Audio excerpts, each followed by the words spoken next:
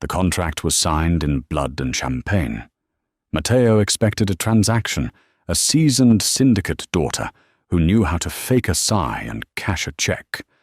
Instead, he got Sofia. Standing in the sterile hotel penthouse, drowning in 40 pounds of heavy white silk, she was shaking. Not the calculated tremble of a practiced player. Real, bone-deep terror. When his hand brushed her bare shoulder, she flinched. The realization hit him like a crowbar to the ribs. She was untouched. And God help them both, he snapped. The heavy oak door of the penthouse clicked shut, and the sound echoed like a gunshot in the cavernous room. Matteo dropped the brass keycard onto the marble foyer table. It clattered a sharp, abrasive noise that made the woman standing 3 feet away from him flinch. He didn't look at her immediately. He couldn't.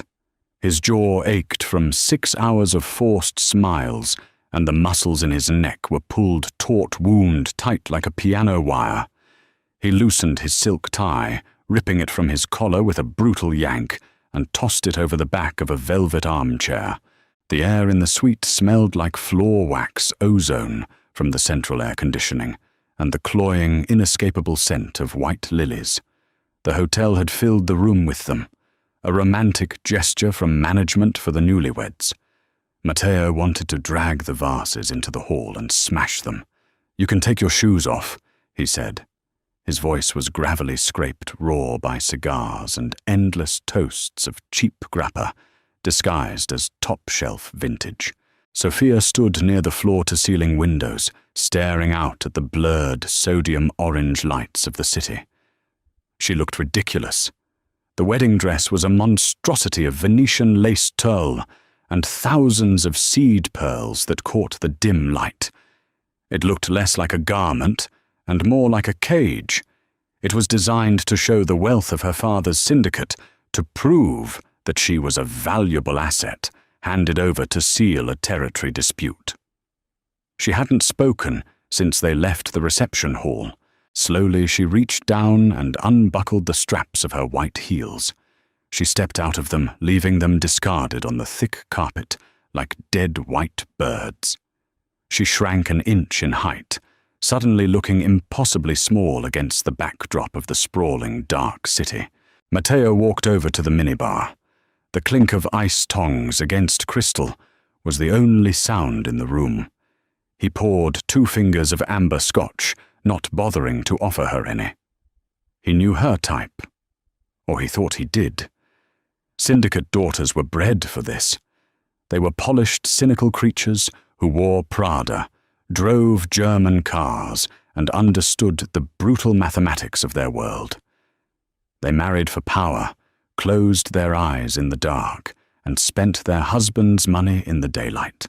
It was a clean, bloodless transaction. He took a long swallow of the liquor.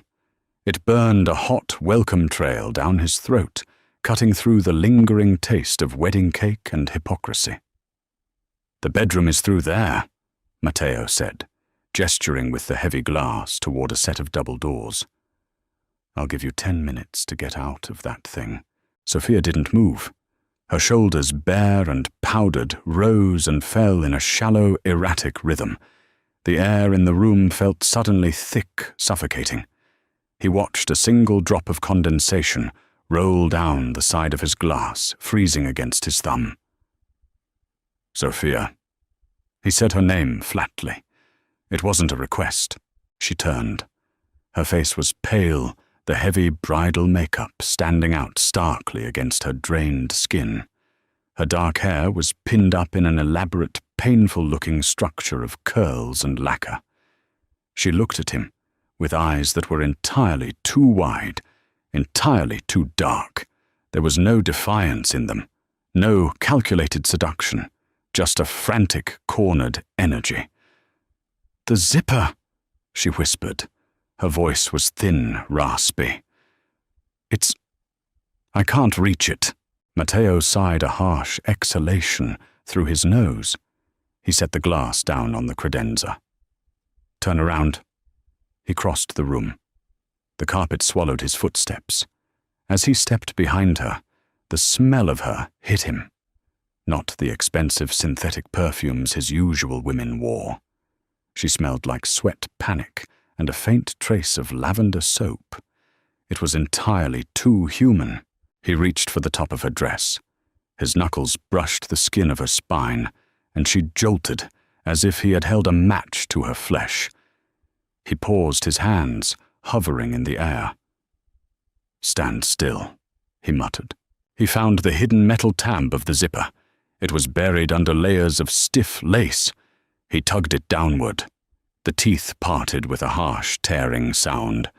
As the rigid bodice loosened, she let out a breath she seemed to have been holding for hours. The dress didn't fall. It was too heavy, structured with boning and wire. "Push it down," he instructed, stepping back. He didn't want to touch her more than necessary. This was a duty, a box to check. The families required a consummation to finalize the treaty. By tomorrow morning, the sheets needed to be messed, the marriage legally binding in the eyes of the old men who ran their lives. She wriggled her shoulders, pushing the heavy fabric down. It pooled at her feet in a massive, shimmering puddle. She stepped out of it, leaving the cage behind. Matteo's breath caught in his throat, a sharp, involuntary hitch. She wasn't wearing imported French lace lingerie. There were no garters, no sheer silk designed to provoke. She was wearing plain white cotton underwear, utilitarian, the kind of garments a schoolgirl wore. Her skin was covered in a fine layer of goosebumps, her ribs visibly rising and falling under the harsh overhead light. She crossed her arms over her chest, shivering, though the room was comfortably warm. Matteo stared at the harsh lines of her collarbones, the bruised-looking skin under her eyes. A cold, ugly feeling began to coil in his gut, a sudden jarring disconnect between the world he knew and the reality standing barefoot in front of him. "Go to the bed," he said, his voice dropping an octave, losing its sharp edge. She nodded once, a jerky robotic motion, and walked toward the double doors. The bedroom was swallowed in shadows, illuminated only by the ambient glow of the city filtering through the sheer curtains. The bed was massive, a sprawling expanse of pristine white linens that looked more like an altar than a place to sleep. Sophia sat on the edge of the mattress. She didn't pull the covers up. She just sat there, her hands gripping the edge of the bed so tightly her knuckles were white. The silence was heavy, broken only by the hum of the air vents and the distant, muffled wail of a police siren miles below. Matteo followed her in. He unbuttoned his shirt, shedding the expensive wool and tossing it onto a bench. He was a man built by violence. His torso was mapped with faded scars, souvenirs from a life she was now permanently tethered to. He expected her to look away, to show disgust or polite indifference. But she stared at the ridge of a knife scar on his ribs, her eyes tracking the jagged line with a morbid, terrified fascination. He sat down beside her. The mattress dipped under his weight. She immediately shifted her weight in the opposite direction, leaning away from him. "Relax," he said. It sounded like an order, not a comfort. He didn't know how to comfort. He knew how to break, how to negotiate, how to intimidate. Tenderness was a foreign language he had never bothered to learn. He reached out and cupped her jaw. Her skin was ice cold. She clamped her eyes shut, her eyelashes trembling furiously against her cheeks. She was bracing for impact. Matteo frowned. This was wrong. The rhythm was entirely off. He leaned in and pressed his mouth to hers. It was like kissing a statue. Her lips were pressed tightly together, unyielding. There was no parted breath, no leaning into the touch. She sat rigid, enduring him. He slid his hand to the back of her neck, trying to tilt her head back, trying to force some kind of reaction. His thumb brushed the erratic, hammering pulse at her throat. It was racing so fast it felt like a bird trapped under glass. He pulled back.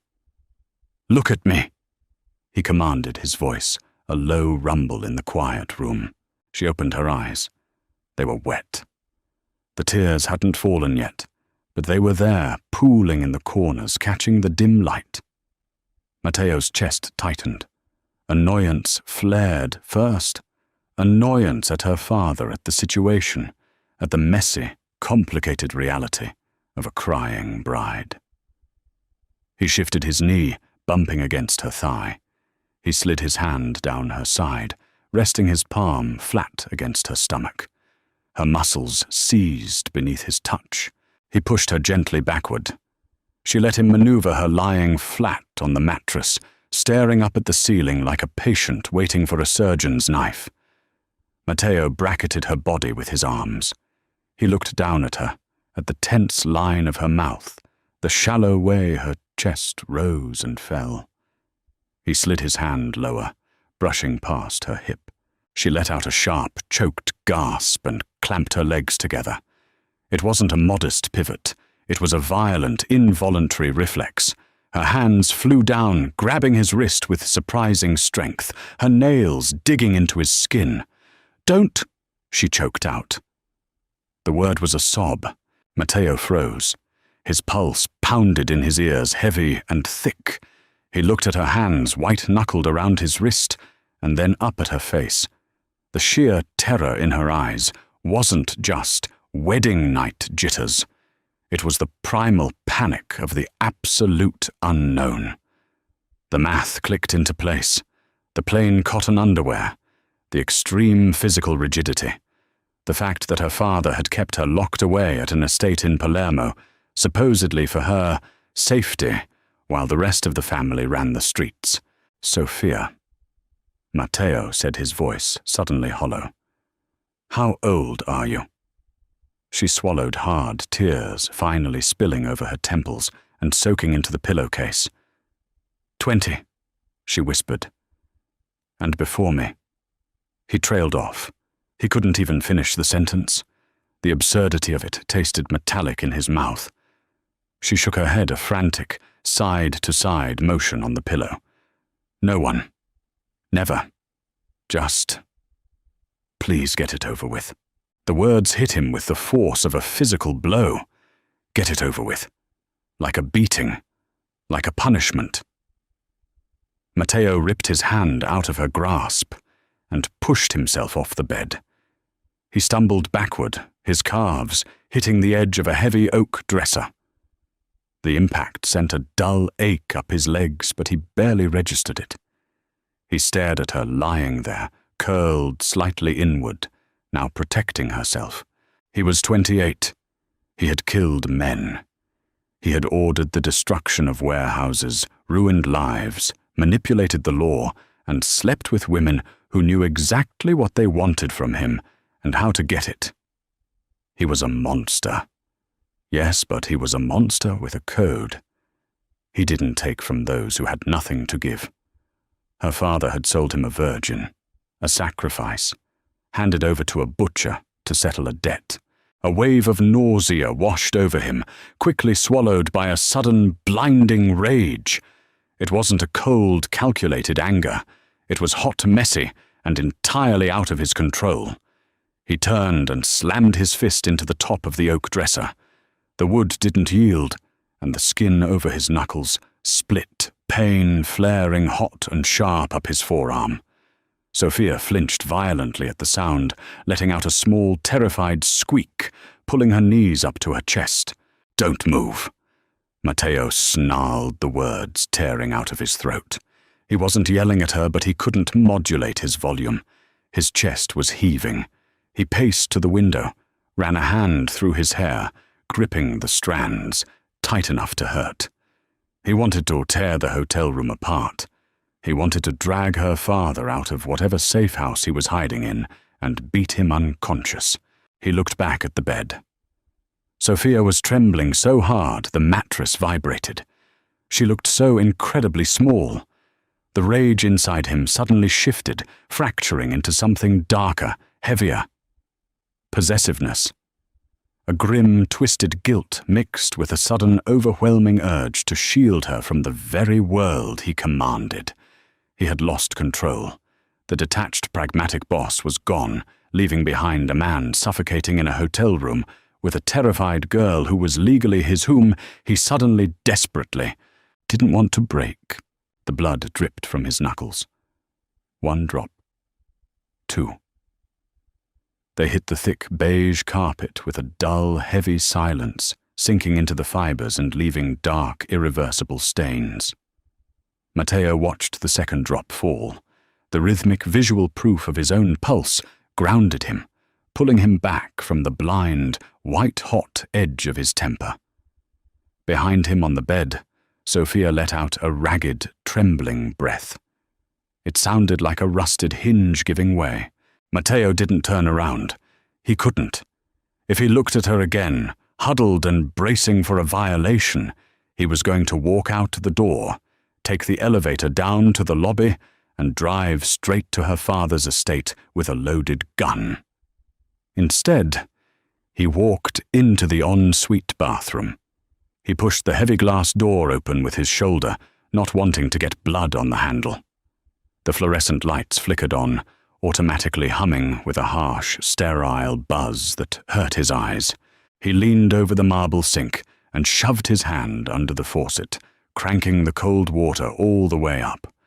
The freezing stream hit his split skin. It stung like hell. He welcomed it. The physical pain was clean, simple. It made sense. The pink swirl of water spiraled down the stainless steel drain, washing away the immediate evidence of his lack of control. He stared at his reflection in the mirror. His jaw was covered in dark stubble. His eyes were hard, exhausted, underlined by deep shadows. He looked exactly like the brutal enforcer he had spent the last decade becoming. No wonder she was terrified. He was terrifying. He grabbed a thick white hand towel from the rack and wrapped it tightly around his fist, applying brutal pressure to stop the bleeding. Then he opened his leather duffel bag sitting on the bathroom vanity. He dug past the holstered Glock and spare magazines, pulling out a faded dark grey cotton Henley. He walked back into the bedroom. Sophia hadn't moved an inch. She was still curled on her side, her arms wrapped defensively around her ribs, staring blankly at the wall. The plain white cotton underwear made her look like a child playing dress-up in a nightmare. Matteo stopped at the foot of the bed.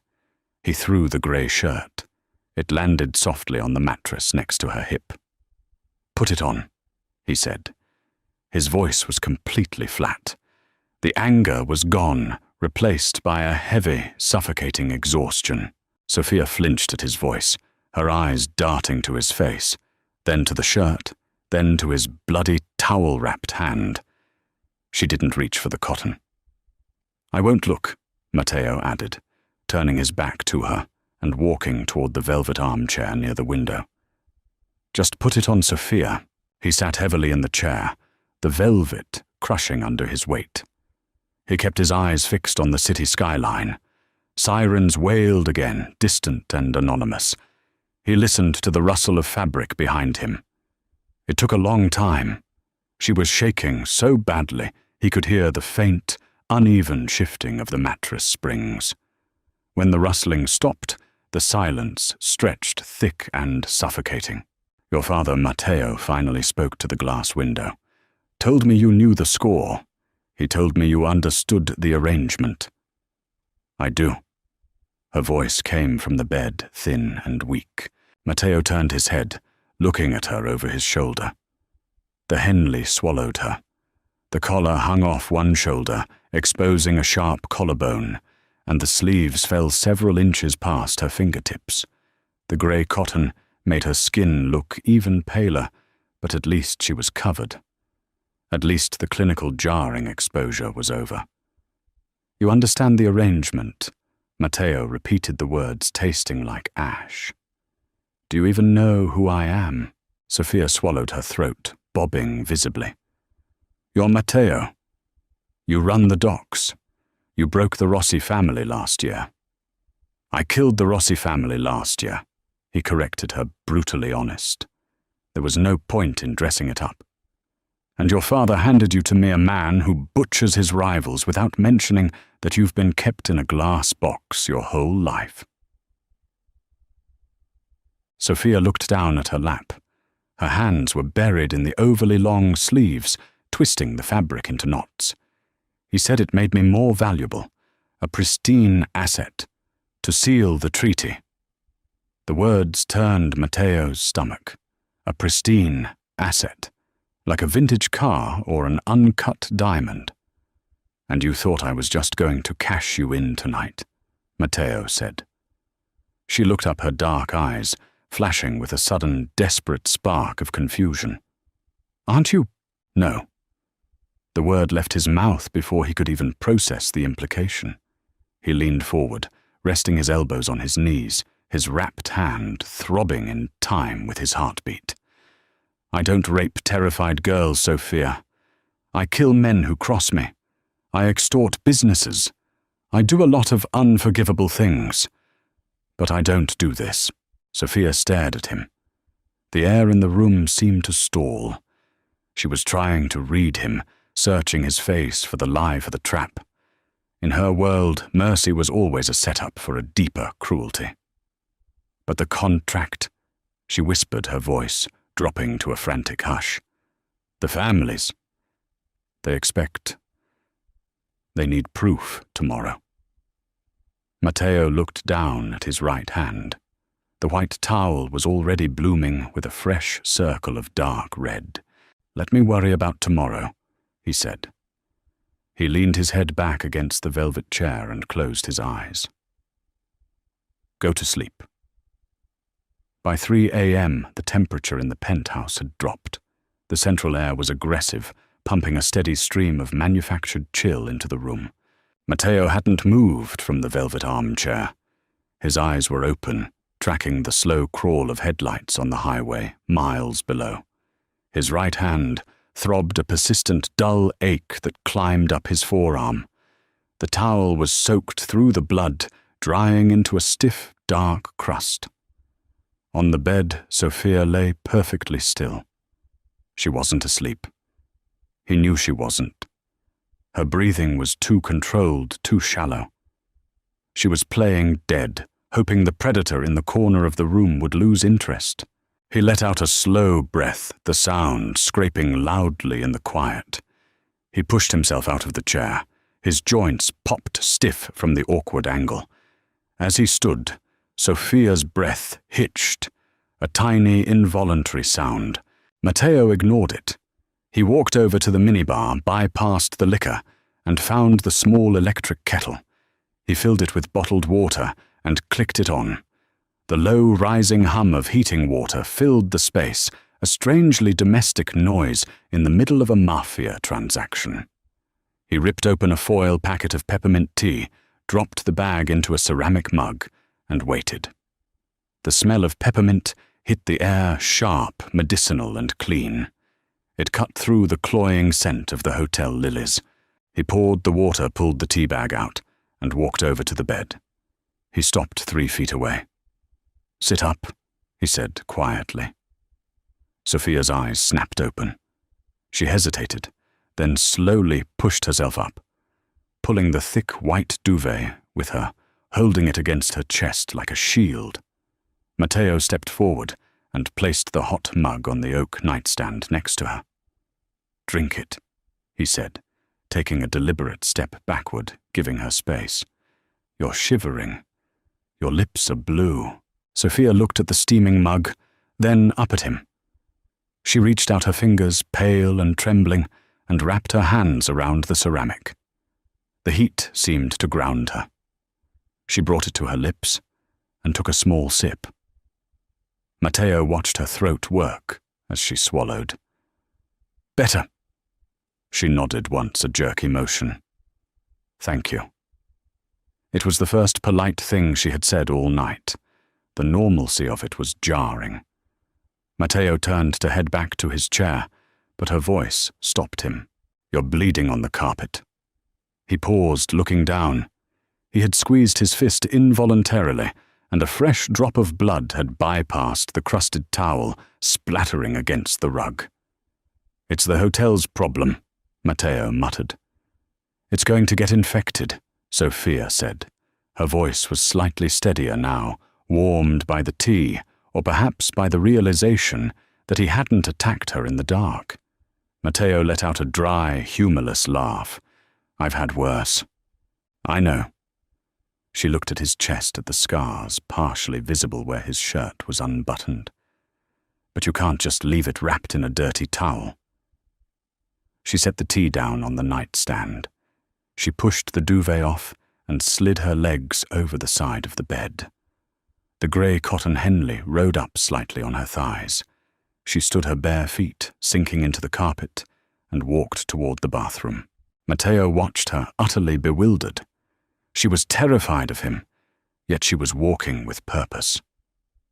A moment later, she returned, carrying a small plastic first aid kit she must have found under the bathroom sink. She stopped a few feet from him, her posture rigid again. She gestured to the edge of the bed. Sit, she said. It wasn't an order. It was a nervous request. Matteo stared at her. He could have told her no. He could have told her to get back in bed. But the sheer absurdity of the situation, the virgin bride offering to play nurse to the syndicate boss on their wedding night, paralyzed him. He walked to the bed and sat down on the very edge. Sophia pulled the small desk chair over, sitting facing him. Their knees were inches apart. He could smell her again, the lingering lavender soap masked now by the sharp peppermint, and beneath it, all the sour tang of fading adrenaline. She reached out. Her hands hovered in the air for a second, shaking slightly before she gently took his wrapped fist. Her fingers were freezing. Matteo sucked in a breath through his teeth, not from the pain in his hand, but from the sudden, shocking contrast of her touch.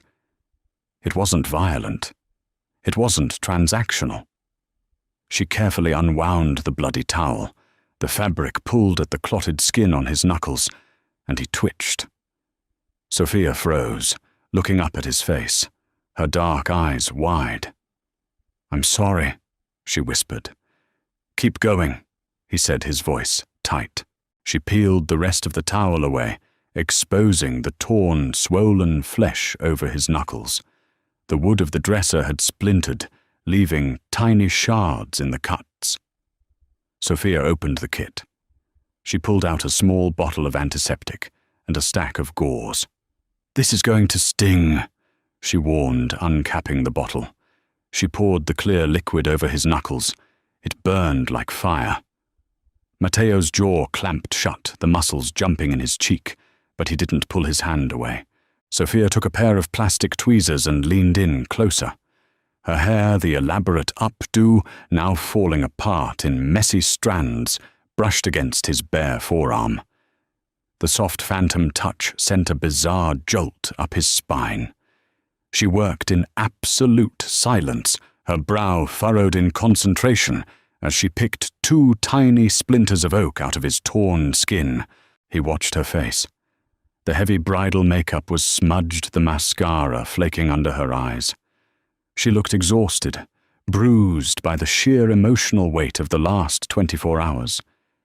Yet her hands were surprisingly steady as she worked on him.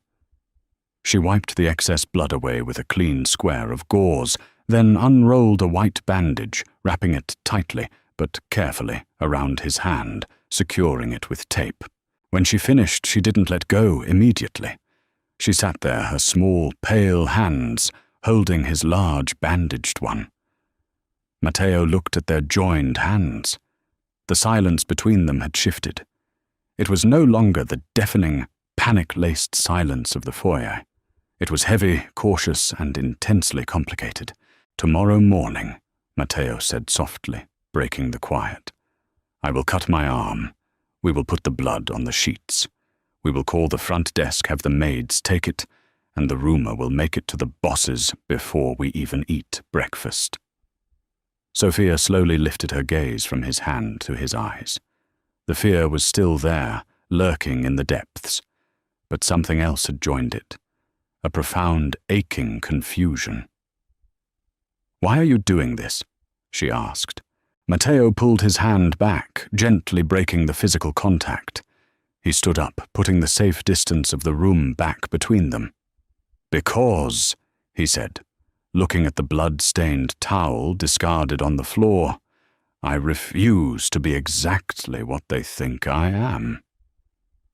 The dawn didn't break. It bled through the sheer hotel curtains in a dirty smog-filtered yellow.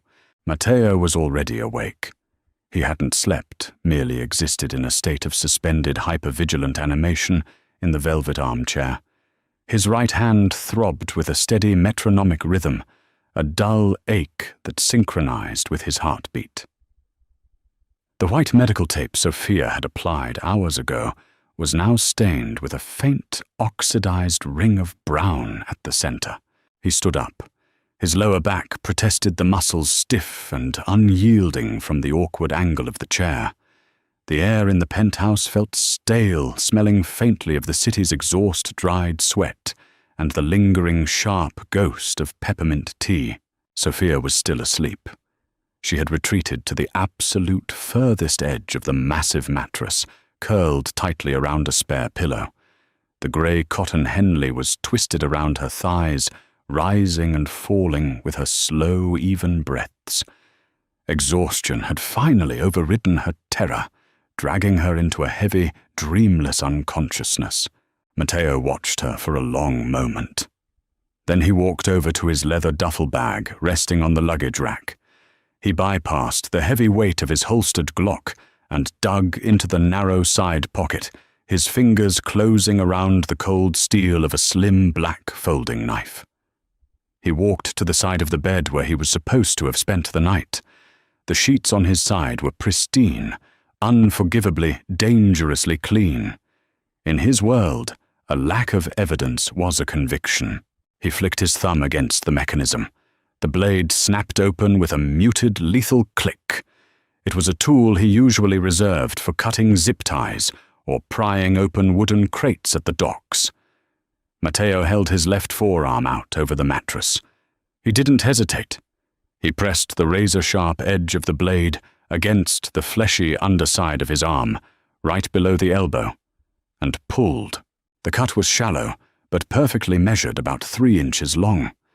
The pain was immediate and sharp, a clean, biting slice that burned instantly. Blood welled up in a thick line, a bright, shocking crimson against his olive skin. He turned his arm, letting the heavy, warm drops fall onto the high thread count white cotton. 1 drop. 3. 5.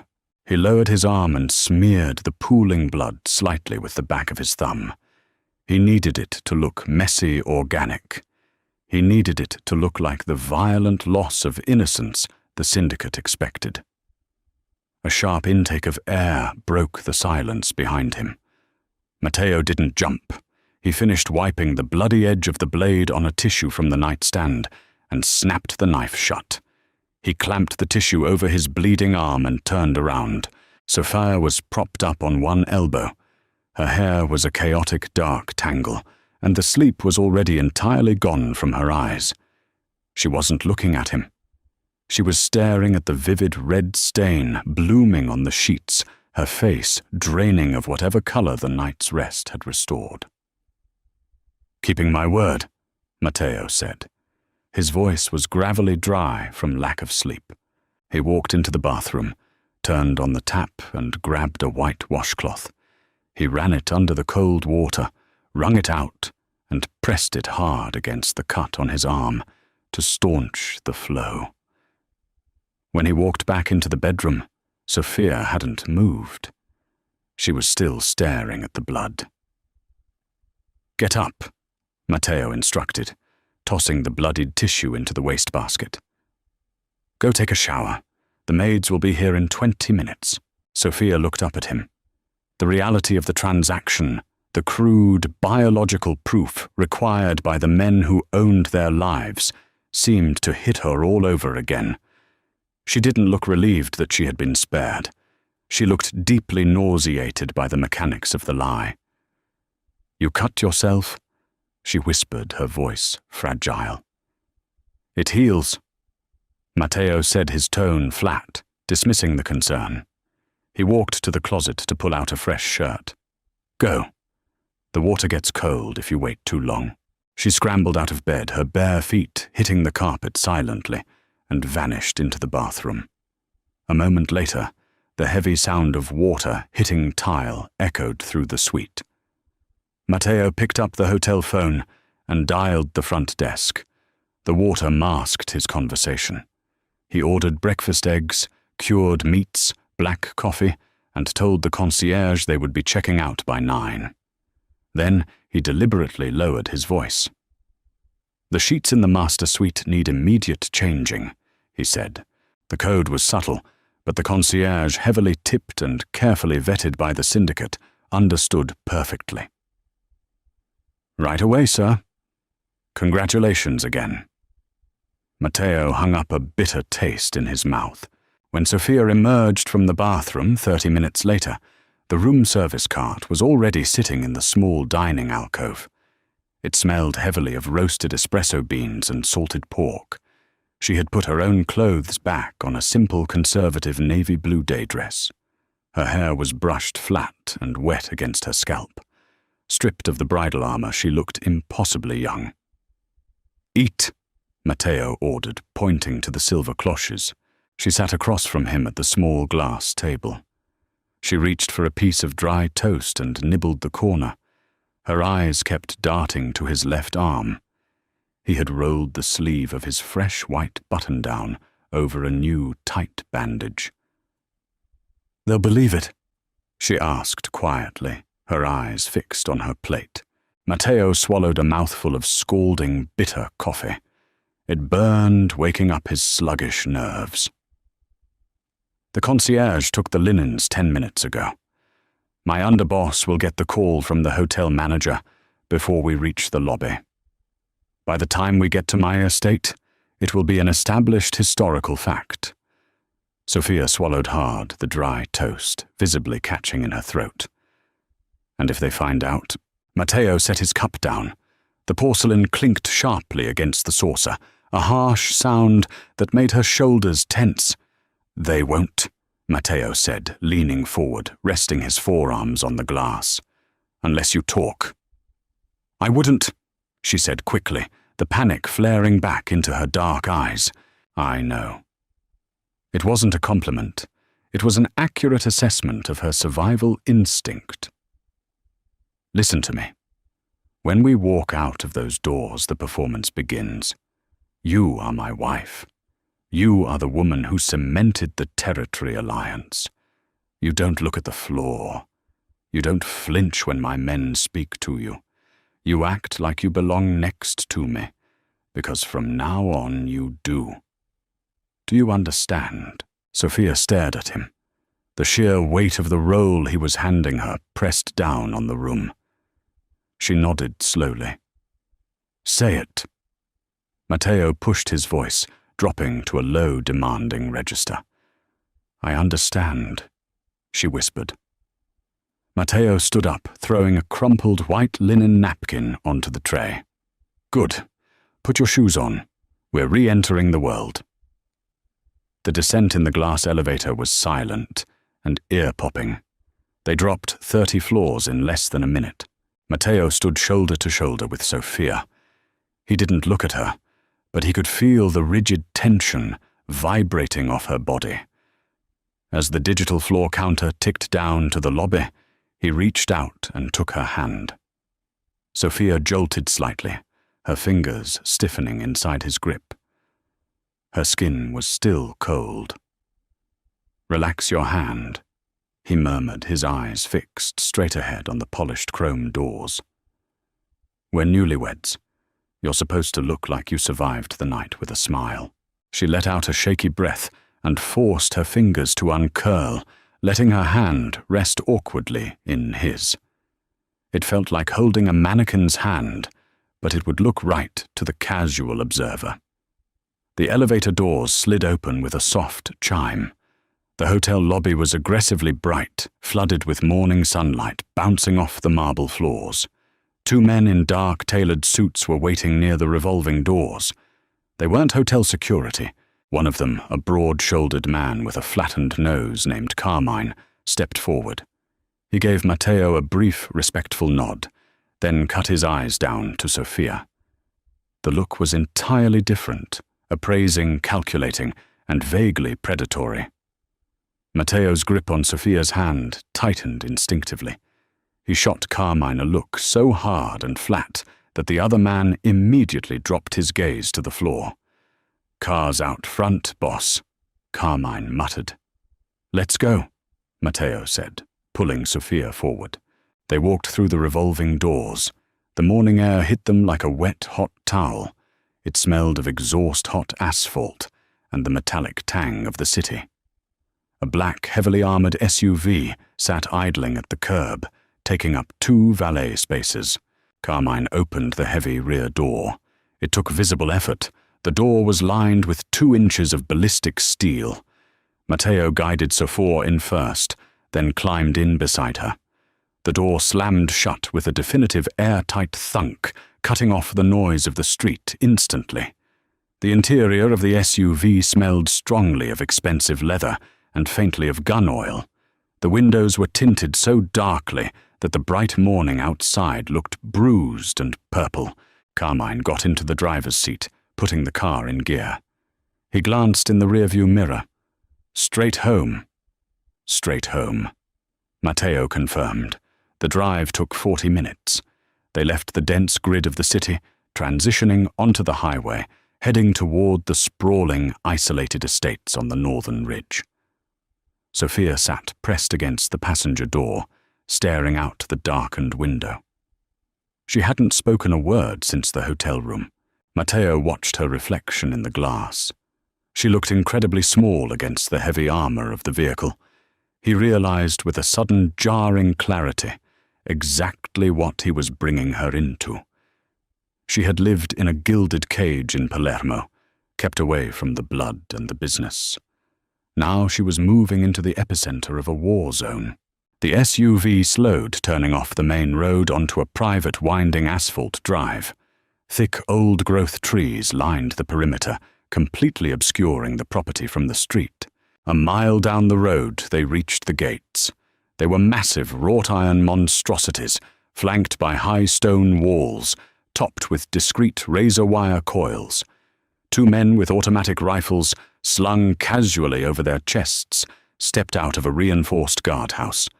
They recognized the car, nodded to Carmine, and buzzed the gates open. The heavy iron swung inward with a mechanical groan. Sofia finally pulled her eyes away from the window and looked forward. Matteo saw her swallow hard. She wasn't stupid. She recognized a fortress when she saw one. The gravel crunched loudly beneath the heavy tires as they pulled up to the main house. It was a sprawling, brutalist structure of concrete dark wood and bulletproof glass. It wasn't designed for comfort. It was designed to withstand a siege. There were no flower beds, no welcoming touches, just sharp angles and tactical sight lines. The car stopped. Carmine killed the engine. Before Carmine could get out to open the door, Matteo leaned closer to Sofia. The scent of her lavender soap briefly cut through the smell of leather. "Look at me," he said quietly. She turned her head. Her eyes were wide, taking in the armed men patrolling the perimeter of the driveway. "This is my house," Matteo said, his voice low but firm. "Which means it is now your house. The men you see outside work for me. They die for me. And from this second forward, they answer to you as well." Sofia looked at him like he had just spoken in tongues. "They have guns. They have guns to keep people out," Matteo said bluntly. "Not to keep you in. You are not a prisoner here, Sofia. You are the Don's wife.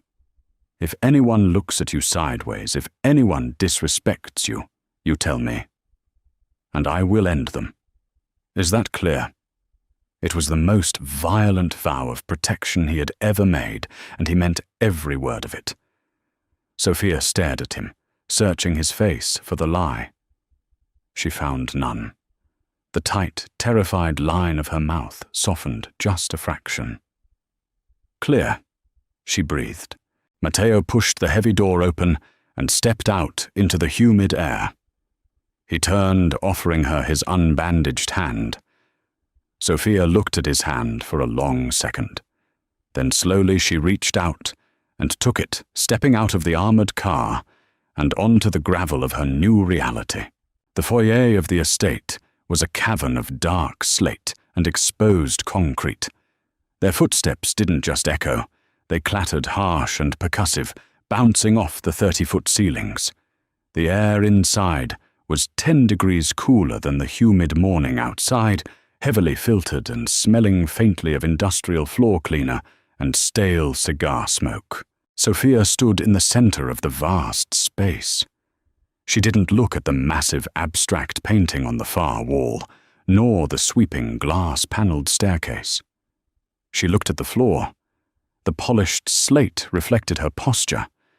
Shoulders pulled, tight hands clasped over her stomach. She looked like a hostage waiting to be processed. Matteo dropped his leather duffel onto a glass console table. It hit with a heavy metallic thud. A door down the hall opened, and the rhythmic tap of hard-soled shoes approached. A man stepped into the foyer. He was older than Matteo, in his late 40s, wearing a tailored charcoal suit that couldn't hide the thick, brutal line of his shoulders. His hair was heavily salted with grey, slicked back meticulously. This was Dominic, Matteo's underboss, the man who handled the ledgers, the bribes, and the bodies that needed to disappear quietly. Dominic stopped a few feet away. His eyes swept over Matteo, briefly snagging on the thick white bandage, wrapping his right hand before dropping to the fresh gauze visible beneath the rolled sleeve of his left arm. The corner of Dominic's mouth twitched a microscopic acknowledgement of the violence he assumed had taken place. Then Dominic shifted his gaze to Sophia.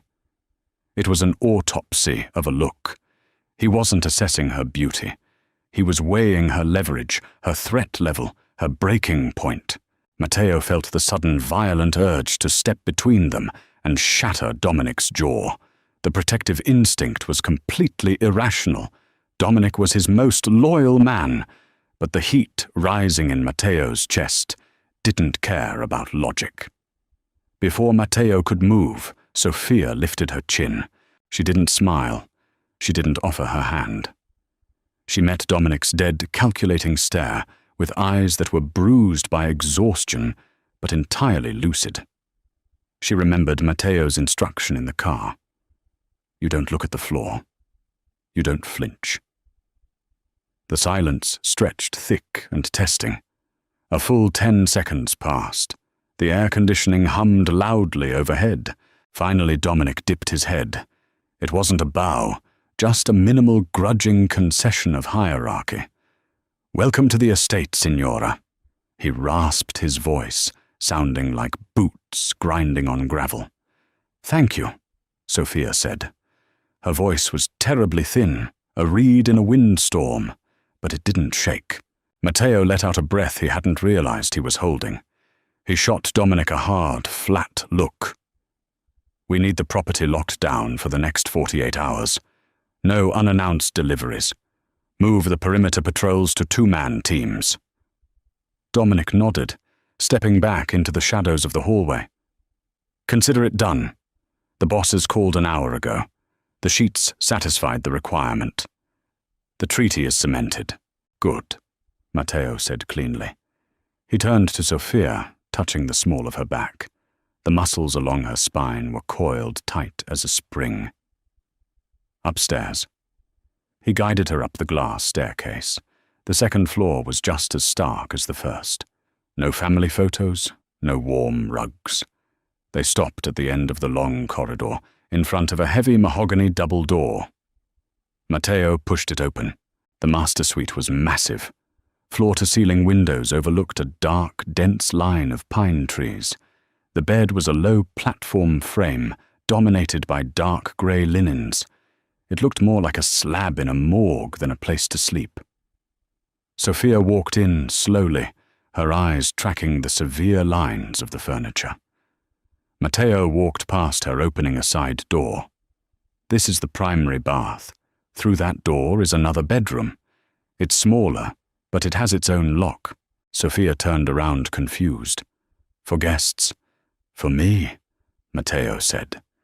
He watched her process the information, the slow blink of her dark eyes, the slight parting of her lips.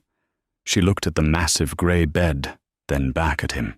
I don't sleep well, Matteo said, stripping the excuse of any emotion. He walked over to the windows and pulled the heavy blackout curtains shut, plunging the room into a cool, artificial dusk. I keep odd hours. I make calls. You need space, and I need you rested, so you don't look like a ghost when my captains come to the house. It was a lie. He slept perfectly fine when he wasn't sharing a zip code with a terrified 20-year-old who made him hyper-aware of the blood on his hands. He was giving her the master suite because the thought of forcing her to share a mattress with him, to lie stiff and terrified in the dark while he breathed next to her, made his stomach turn. Sophia looked down at her hands, her fingers twisting the fabric of her navy dress. You don't have to give up your room. It's already done, Matteo said firmly. He walked toward the adjoining door. There are clothes in the closet. Beatrice, the housekeeper, bought them yesterday. If you need anything, pick up the house phone. Dial 0. He stopped in the doorway, his hand resting on the brass knob. He looked back at her. She stood in the center of the massive dark room, looking entirely swallowed by the shadows and the silence. Lock the door, Sophia, he said softly. He stepped into the adjoining room and pulled the heavy mahogany shut behind him. He stood in the dark, listening. 5 seconds later, he heard the heavy metallic clack of the deadbolt sliding into place. Matteo closed his eyes, leaning his forehead against the cool wood of the door. The sound of the lock didn't feel like a victory. It felt like an accusation. 3 days bled into 4. They lived in the brutalist concrete house, like two ghosts haunting the same hallway, careful never to intersect for too long. They ate dinner at opposite ends of a sprawling dining table. Sophia learned the schedules of the armed guards. Matteo watched her from his study window as she paced the walled garden in the afternoons, looking up at the razor wire like a bird calculating the height of its cage.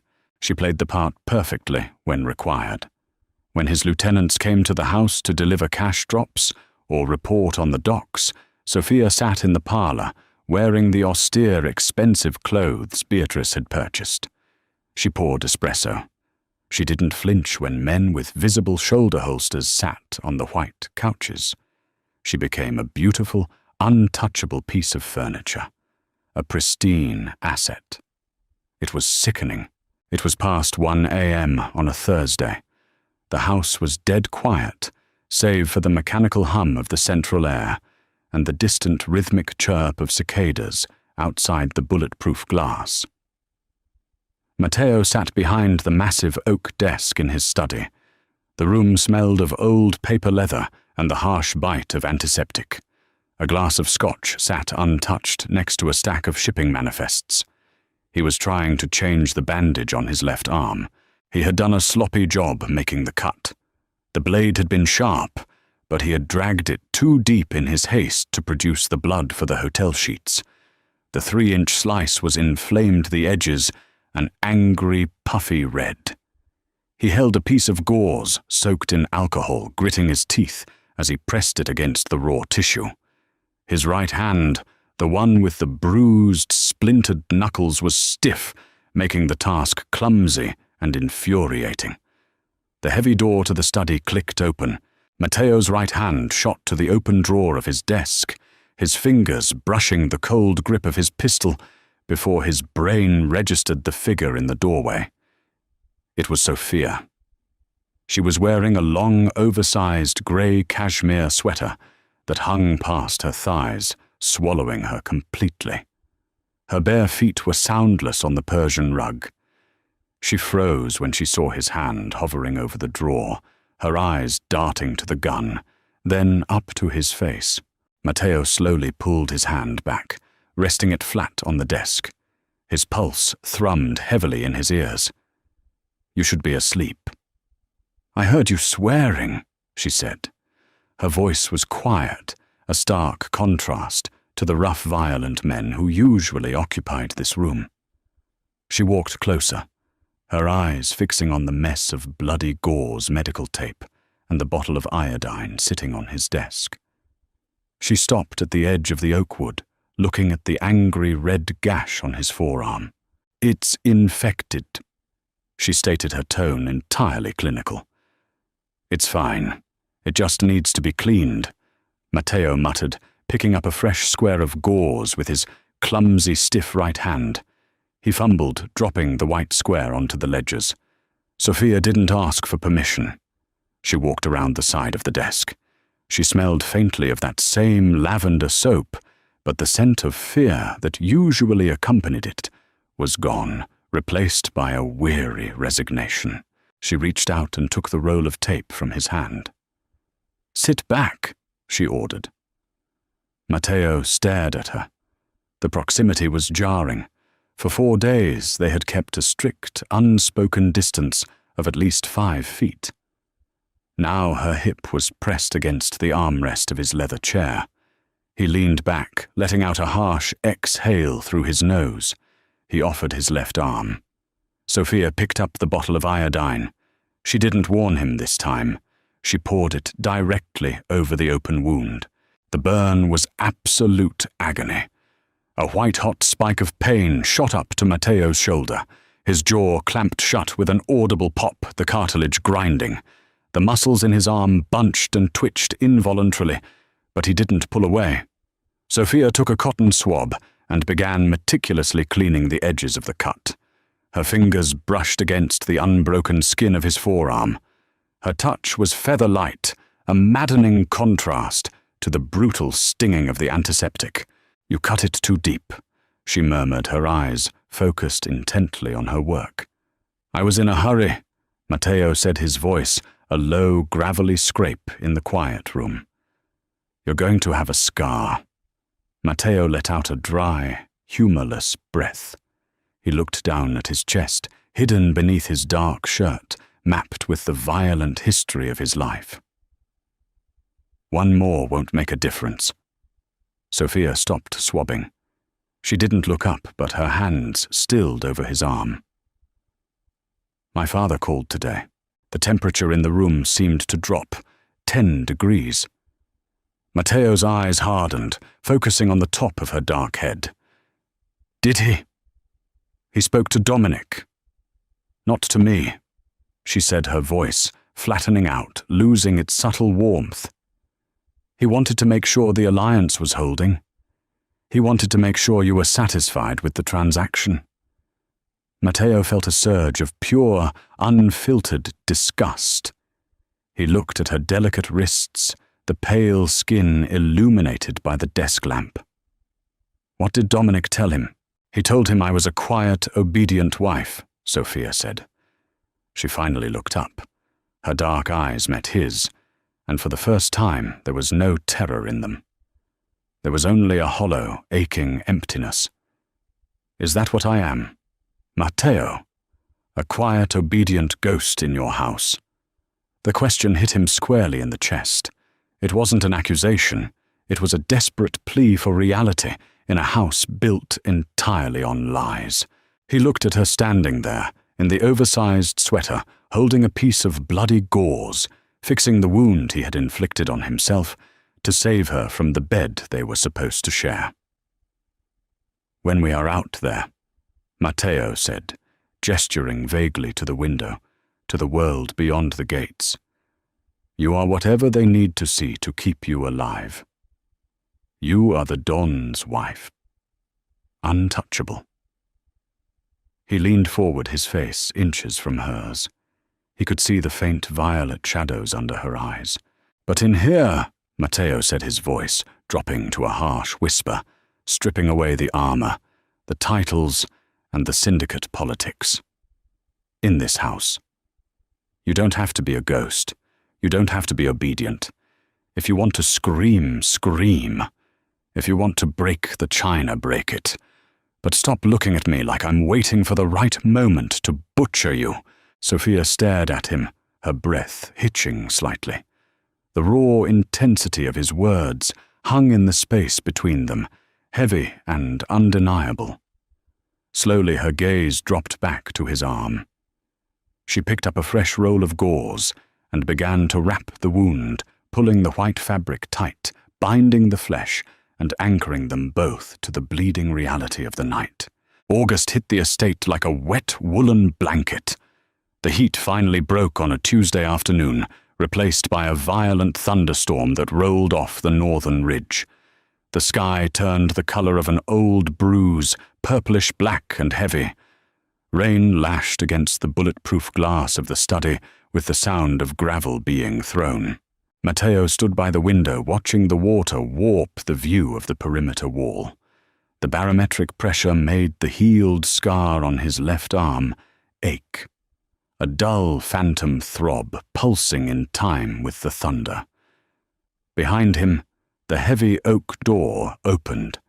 It wasn't the hesitant barefoot step he had grown accustomed to listening for. It was the deliberate tread of hard-soled leather. Matteo didn't turn around. He recognized the gate. "What is it, Dominic?" "We have a leak," Dominic said. His voice cut through the ambient noise of the storm, harsh and grating. "Not money. Information." Matteo turned. Dominic stood in the center of the Persian rug. Rain dripped from the shoulders of his dark trench coat, soaking into the wool. He looked grim. "Explain," Matteo said, crossing to his desk. "The maids," Dominic stated flatly. "Beatrice runs a tight ship, but she can't sew their mouths shut. The girls who clean the second floor talk to the guards. The guards talk to the soldiers." Dominic paused, his jaw tightening. He looked directly into Matteo's eyes. "They talk about the locked door, the untouched bed in the master suite, the fact that the Don sleeps in the guest room." The air in the study stalled. The white noise of the rain suddenly seemed miles away, and Matteo challenged his voice, dropping to a silken, dangerous whisper. Dominic didn't back down. He was a veteran of the life. He knew the cost of weakness. "And it makes you look soft, Matteo. It makes the alliance look like a sham. The Palermo bosses gave you the girl to secure the bloodline. If the streets think you haven't touched her, they think you're rejecting the treaty. It's blood in the water. The Rossi loyalists are already whispering." A cold, familiar rage uncoiled in Matteo's chest. Surgical. Lethal. He crossed the room in 3 long strides. He didn't yell. He simply grabbed the lapels of Dominic's wet coat, his scarred right hand, twisting the fabric tight, and shoved the older man backward. Dominic hit the mahogany bookshelf with a heavy, bone-rattling thud. 2 leather-bound ledgers toppled off the edge, smacking the floor. "Let them whisper." Matteo snarled his face inches from Dominic's. The smell of wet wool and stale cigarette smoke filled his nose. "I run this family. Not the maids. Not the soldiers. And not you. You're protecting an asset at the cost of the empire." Dominic choked out his hands, coming up to grip Matteo's wrists to brace himself. "She's a syndicate daughter. She's built for it. Stop treating her like glass, or someone else will break her just to prove a point." "Dominic!" The voice didn't come from Matteo. It came from the doorway. Matteo froze. He didn't let go of the coat, but he turned his head. Sophia stood in the open doorway. She wasn't wearing the oversized cashmere sweater. She wore a tailored black dress, the fabric structured and severe, cutting off exactly at her knees. Her hair was pulled back into a tight, unforgiving knot, at the nape of her neck. She looked terrifyingly composed. She walked into the room. Her black heels clicked sharply against the hardwood. She didn't look at the gun holstered on Dominic's hip or the violent way Matteo had the older man pinned. She walked straight to Matteo's side. "Let him go," she said, quietly. Matteo's jaw ground tight. Every instinct screamed at him to physically shield her, to push her out of the room and lock the door. But he looked at her eyes. They weren't frantic. They were dark, entirely lucid, and flashing with a cold, absolute authority. Slowly, Matteo released his grip. He stepped back, the adrenaline souring in his stomach. Dominic straightened his coat, clearing his throat eyes, darting between them. Sophia turned her attention to the underboss. She didn't tilt her chin up to compensate for her height. She simply looked at him. "The maids will be fired this afternoon," Sophia said. Her voice was smooth, devoid of any tremble. "Beatrice will hire a new crew from outside the territory. They will not speak Italian. And if I hear that one of your soldiers is discussing my marriage again, Dominic, you will cut out his tongue and bring it to me on a silver tray. Is that understood?" Dominic stared at her. The brutal medieval poetry of the threat hit him like a physical blow. He looked at Matteo, seeking a retraction. Matteo stood perfectly still, his heart hammering against his ribs. He said nothing. He let the silence endorse her. "Understood, Signora," Dominic muttered. He turned and walked out, pulling the heavy door shut behind him. The latch clicked loudly. The storm outside cracked a massive peal of thunder, shaking the floorboards. As soon as the door closed, the rigid posture drained out of Sophia. Her shoulders dropped. She reached out, gripping the edge of the heavy oak desk. Her knuckles went white. Matteo watched her chest heave, the sudden intake of oxygen, betraying the sheer, terrifying cost of the performance. "You didn't have to do that," Matteo said, his voice rough.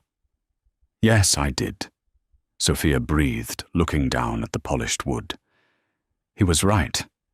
If they think you're weak because of me, they'll kill you." She finally looked up at him. The mask was gone. She was just Sophia again. But the fear in her eyes wasn't for herself anymore. It was for him. The realization hit Matteo with the force of a train. He had spent the last month trying to lock her away from the reality of what he was. But she didn't want the glass box.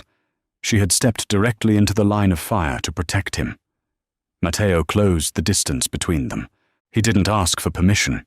He reached out, sliding his hand to the back of her neck, his thumb resting against the frantic pulse at her throat. Her skin was warm. Sophia let out a small, shuddering gasp. She didn't flinch away. Instead, her hands came up, grabbing the front of his dark shirt. She closed her eyes, leaning her forehead heavily against the center of his chest. Matteo wrapped his other arm around her waist, pulling her flush against him. He buried his face in her dark hair, inhaling the scent of lavender and the sharp tang of the storm. It wasn't a transaction. It wasn't a contract. It was a messy, desperate clinging in the center of a heavily armed fortress. They were two people standing on the bleeding edge of a violent world, terrified, deeply flawed, and finally holding on.